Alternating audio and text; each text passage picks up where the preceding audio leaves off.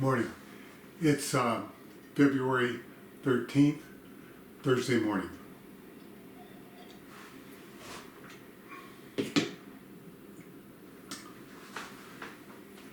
This morning I was reading in Deuteronomy chapter 24 through chapter 27. And two verses I want to share on chapter 24, verses 21 and 22. When you gather the grapes of your vineyard, you shall not strip it afterward.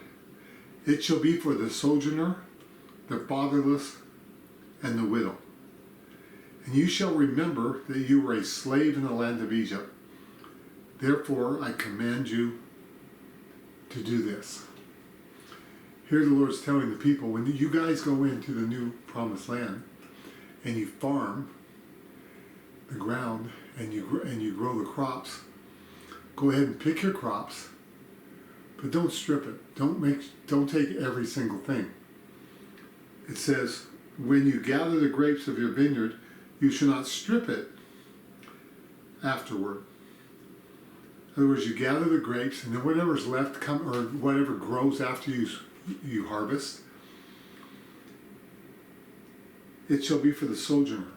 It shall be for the traveler. It shall be for the man that's not from your country, but he's traveling through, that doesn't have a job there, that doesn't have money to buy food. He's just traveling through your land. And it should be for the fatherless, the orphans, and for the widow. It should be for those who cannot supply for themselves. So what's God saying here? He's showing us that it's not the church's job to take care of everybody. It's not the church's job to make sure that we just give food and shelter to everyone. It's the church's job. It's God's people's job to take care of ourselves and those God has made us responsible for, but to allow those who don't have anything to work for it, to do something for it. We want them to have the dignity.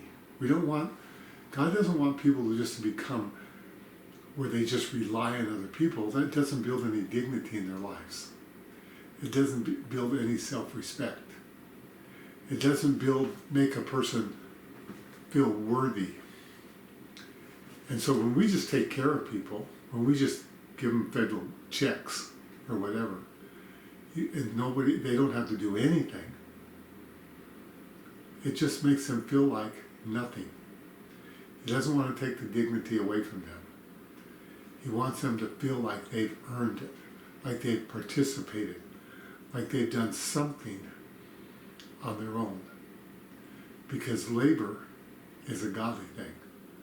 There was labor in the garden before the fall. When God made Adam, he gave him a job.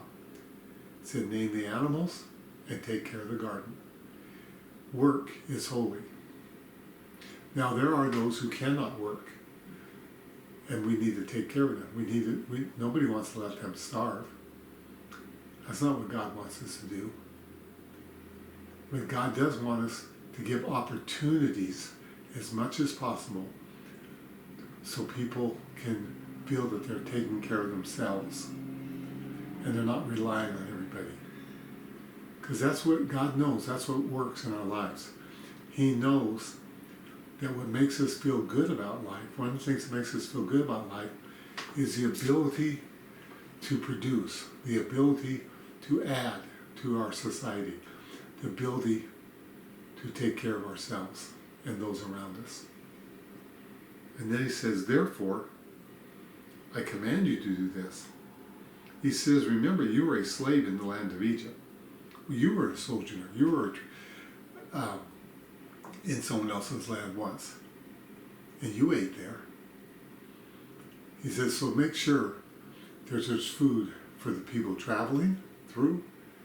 There's food for the orphans that don't have anything. And there's food for the widows. Leave the fields, don't strip them. Harvest your food and leave the rest for those who come and pick, so they can have the dignity of feeling like they've gone and supplied, given their own work and supplied for their own need. That's my prayer, is there will be a people that just don't serve out of obligation. We don't just serve because we think, oh, God said to feed the poor, but that we care for the poor. We want the poor to feel human. We want them to know that they're just like us, that we're all the same, that God's given us 2 hands, 2 feet, that we can work, that they can work, and that we will help take care of one another. Thanks for listening to me today.